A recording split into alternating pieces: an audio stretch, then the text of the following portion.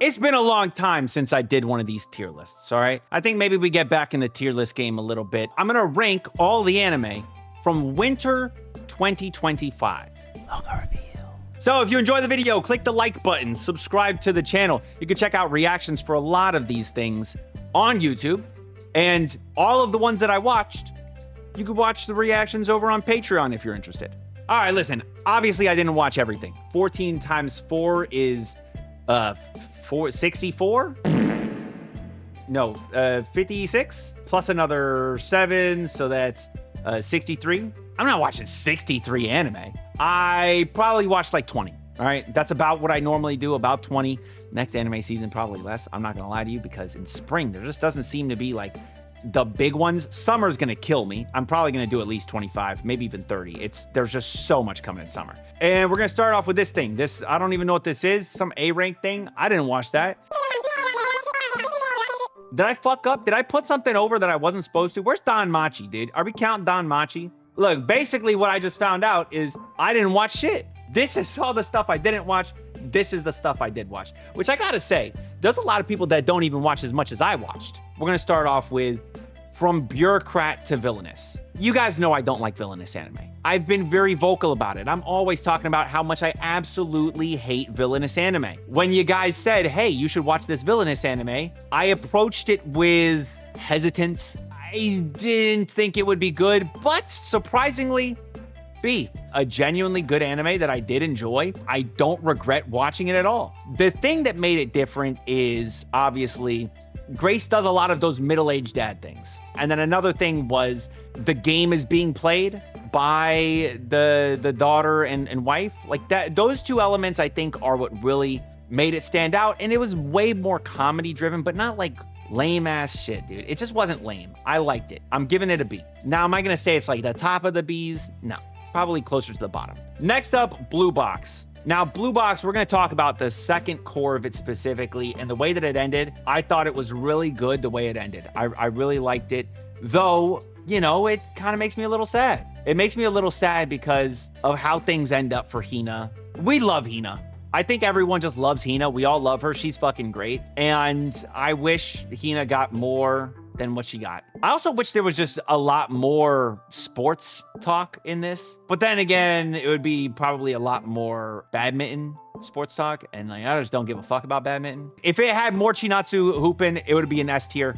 But I think I'm putting it in an A. It's very much a romance anime with a little bit of sports, not a sports anime with a little bit of romance. Listen, Arifureta is bottom of the C tier. I don't think the show's trash. In fact, the only show that I'm gonna put in the trash category is the one episode of Übel Blatt that I watched. Actually, fuck, I don't even know if we can put this here.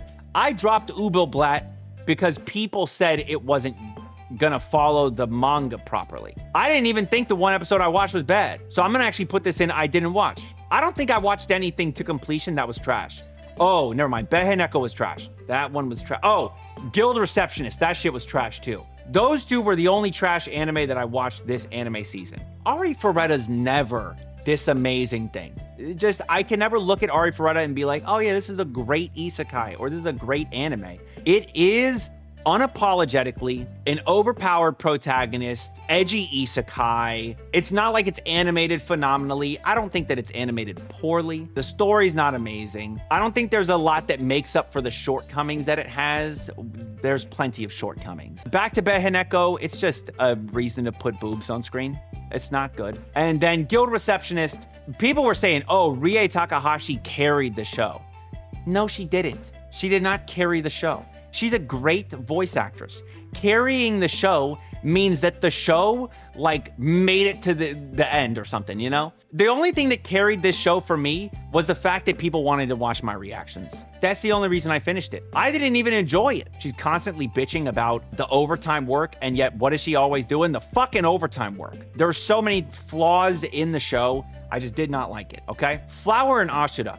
I thought as a premise, it's interesting. I like that like somebody could start reciting this poem or this passage from a book, and then the person that they're reciting it to would be overwhelmed by the passage, and it kind of like transported them into this other world.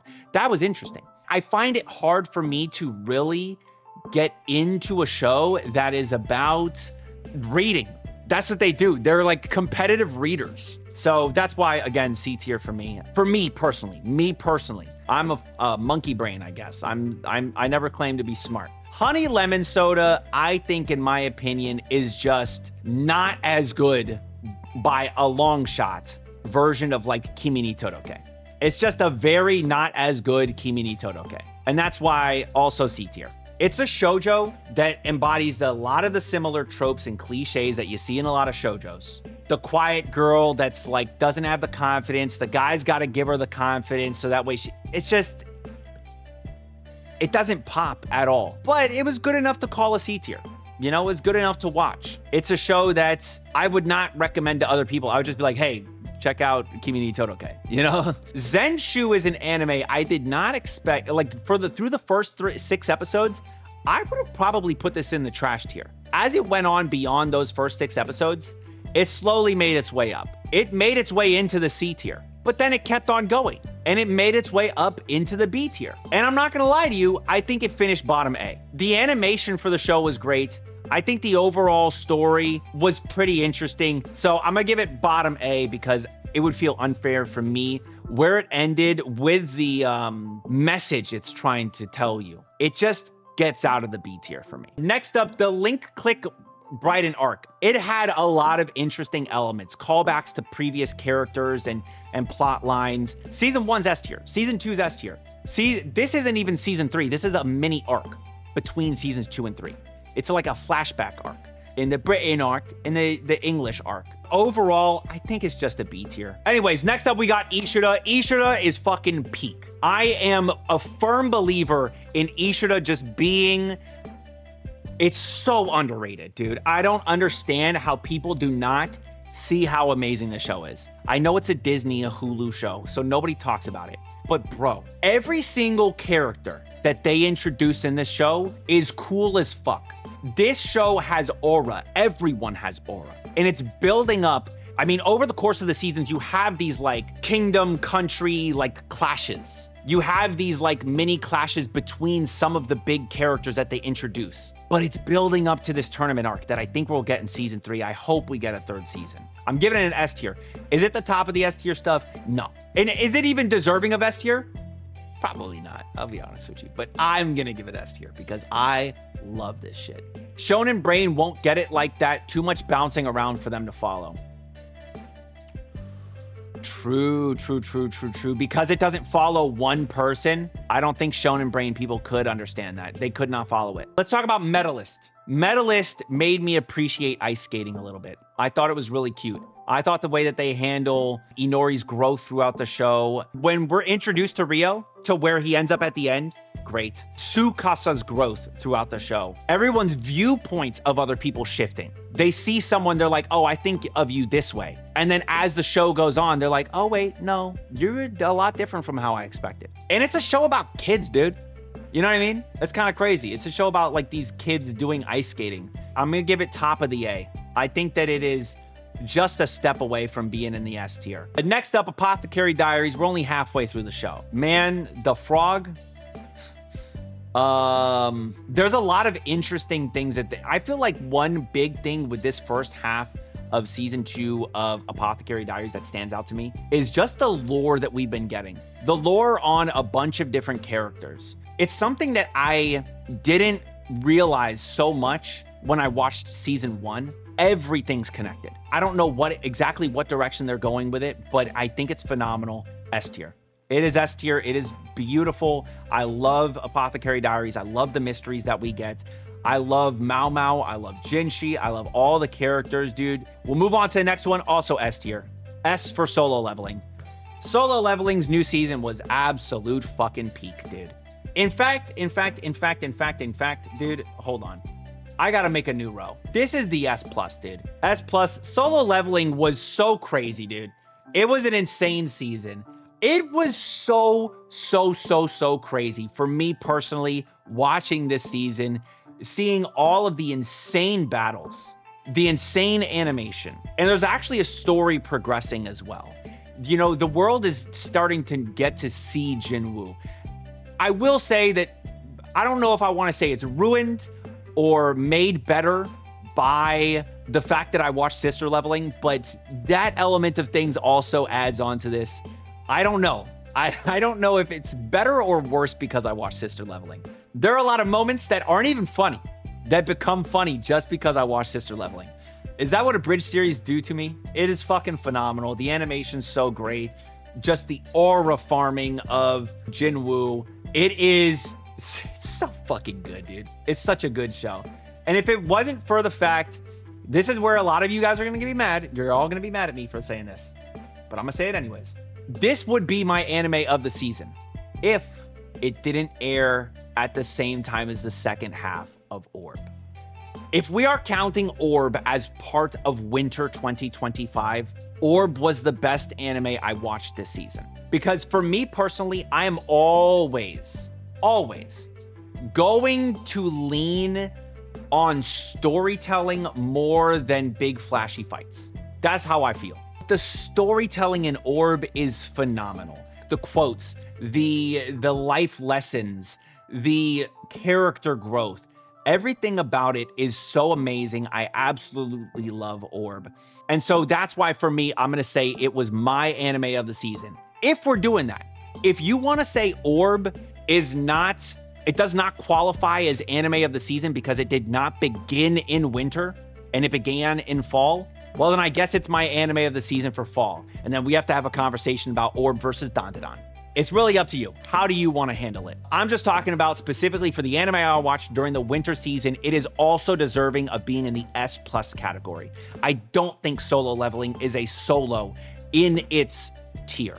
One of the bigger letdowns, but also not as big of a letdown as so many people acted like. Some people acted like this was the biggest fucking letdown of the century. But it is a letdown in terms of just like what we thought we could get, the hype around this title, Sakamoto Days, versus what we actually got. We thought Sakamoto Days was gonna come in, no punches pulled, with what might be the equivalent of the animation that we got in Solo Leveling. That's what we wanted. And we just didn't get that. When there's a manga that focuses on one thing, and then they don't really give you that one thing so well. Sakamoto Days is praised for the way that they handle fights, but then they don't give you the amazing fights. You know, they give you some good fights. I like them personally, but I do admit that it just does not have that same level of like animation and hype that you get with something like Solo Leveling. The jokes are funny though. I agree. It handled the comedy side of things very well. And that's why I'm putting it in the A tier. I'm not putting it in the S tier for me. I think I liked Medalist more than Sakamoto Days, for me personally. All right, next up we got Shangri-La Frontier. And Shangri-La Frontier is S tier. It's such a good show. Unfortunately, Shangri-La Frontier is one of those shows I could not post on YouTube. I wanted to. In fact, I posted the first episode of season 2 along with the opening. But, you know, I didn't, I privated it because I didn't want to get hit with the copyright strikes. So for me personally, loved Shangri-La Frontier. This idea that it's somehow filler by them, like whenever they played the mech game, right? They played the mech game, they played the fighting game. I don't think these are filler. Sure, the show is about Shangri-La Frontier. I get that. But also, the show is about this gamer that nobody knows, and how he's amazing at video games. And it allows us to see a side of him playing these other games that he don't even play. But we're gonna see him clap cheeks in season 3, I'm sure. My Happy Marriage, okay? My Happy Marriage, the last 2 episodes are delayed. It almost feels weird doing this thing without seeing the last 2 episodes. I don't really know how to feel about it. How's it actually gonna round out, you know? Because we haven't even gotten the big clash. That's like next episode, which is delayed. I assume the big clash is gonna be done well. I'm gonna put it here. I think I'm torn between this and Medalist being the top of the A tier. I love the romance between Kyoka and Mio. I thought I always love that element of things. This is me assuming the last 2 episodes are going to really round out the season and introduce something even bigger. That's what it's gotta do. If it doesn't, it's a B tier for me. I think I'm dropping it down to the top of the B's. As a season as a whole for DanMachi, I don't think the newest, the newest season was good. I would probably put it in A tier. I probably would as a whole, but I think this big ass gap of time almost 2 months in between. Like, it really gave it it's hard for me to really, if I'm not getting this shit weekly and I have to wait 2 months before watching more of it, it really throws a wrench in things for me, and it just is not as good anymore for me personally. So that really fucked it. But I do think the whole Freya arc was, like, the Freya Seer stuff was phenomenal. I think it was my favorite season. Maybe it's hard for me to say just because of the way those last episodes went. Like, it would be hard. Like, I'd have to rewatch the whole thing without the delay. But Danmachi, yeah, that one's tough for me. I don't think we're going to include it in this. 3 anime left. Dragon Ball Daima. I'm not a big Dragon Ball guy. I just never have been, never will be. I don't think it's something that I'm ever going to fucking latch onto. I think people that are big fans of Dragon Ball, they're like, oh shit, Super Saiyan 3. Oh shit, Super Saiyan 4. But for me, it's a C tier, dog. I'll put it at the top of the C tiers because there were some cool fights in it. But, like, it didn't really feel like there were stakes. It didn't really feel like anything was happening for me. I don't know. That's how I feel, bro. Again, I'm not a big Dragon Ball guy. You're probably going to hate on me for this. You're going to be like, wow, I can't believe you didn't just gobble this shit up. But I didn't. Listen, ReZero, another phenomenal season. That's an S+ as well. Shit, I think that one is also hard for me to, like, really gauge where do I put it. Like, are we calling it a fall anime? Are we calling it a winter anime? It's split, like, in the middle. And I think that it's also one of those shows that's, like, could be seen as, like, the best anime of the season. Like, if you've seen the show before you watch the first 2 seasons, the 3rd season's just fucking great because it just continues to build on everything that was before it. And so that's the same sort of thing with ReZero. And then on top of that, you've also got previous seasons of lore, and you're finally seeing some plot points flesh out. You're finding out more information, more answers to questions that you had. And then more questions get thrown at you too. You're like, oh shit, well, I didn't know about this, and now I'm thinking about this. It was phenomenal. I loved the new season of ReZero. I thought that was amazing as well. It's deserving of being in the S+. The final anime we gotta talk about is the 100 Girlfriends Who Really, Really, Really, Really, Really Love You. And I thought it was just as good as season 1. Really, truly, I don't think that it missed a beat. I don't think it was necessarily better or worse. I loved the first season of the 100 Girlfriends Who Really, Really, Really, Really, Really, Really Love You. They did the iconic panel. I love the meta commentary. And in light of the meta commentary, to show appreciation for it, the 100 Girlfriends Who Really, Really, Really, Really, Really, Really Love You has got to be in the S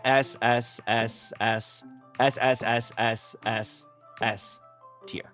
If you watch the final episode, then you know what I mean. In all reality, like, if we weren't doing the meme, if we weren't memeing here, I would probably say it's an S tier. Do I say it's an S+? No. But I love this show, dude. I love it so much. I know a lot of people don't really love it. I know that. I know a lot of people look at it and they see Hahari and they're like, this shit's problematic. And you know what? You're right. It is problematic. It is fucking problematic. You see a lot of the behaviors of some of these characters. The fact that some of the characters are drawn in a way that's, like, very much, you know, representative of being younger than maybe the age that you think would be okay with this thing.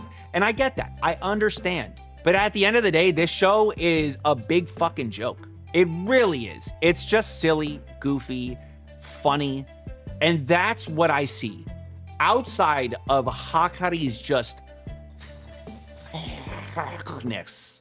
all right? Outside of that, it is a comedy through and through. I love this show. I think it's great. And I will continue watching it. I know people will find it problematic. And that's your problem, not mine. Again, for the people that didn't pay attention to what I actually said in the 100 Girlfriends part, all right? Just go back and watch the 100 Girlfriends part. Yo, that's so true that there's literally a Meme. What is this? That's so funny. Me. That's literally just character names. This is one thing that I'll never understand by people is when they're like, oh no, this season of anime is bad. That upcoming season of anime is bad. There's not enough good anime. The anime is just not enough. But there's always plenty of good anime, except for in the upcoming spring 2025 season. I do think it is very lackluster. I think it's going to be extremely top heavy with like 6 or 7 anime that I'm thinking are going to be good. And then I don't know about after that. I think that there's going to be 6 or 7 anime A or higher, and everything else is going to fall below that. But I could be wrong, and I hope I am, because there are always surprises during the anime seasons. Chat, if you go back to when we were checking out trailers for Orb, I did say it was either going to be really not good or it was going to be absolutely amazing and a masterpiece. I said that shit. I don't know about verbatim, but I basically said that. And I was right. This is my tier list. Whatever I was saying, I already forgot. All right? If you feel differently, let me know down in the comments. Don't be a dickhead, though. All right? Just relax. All right? It's not that serious. If you really feel like my taste in these anime is so offensive to you, you're taking life too seriously. All right? It's not that big of a deal. Okay? Let me know your thoughts on this anime season. You know, what was your favorite anime of the season? Even you can include the holdovers from last season, like Orb or ReZero or Shangri-La Frontier. I just want to know your thoughts on this anime season down in the comments. And if you enjoyed the video, don't just leave a comment, also like and subscribe. Till next time, make sure you all keep it fresh. Peace.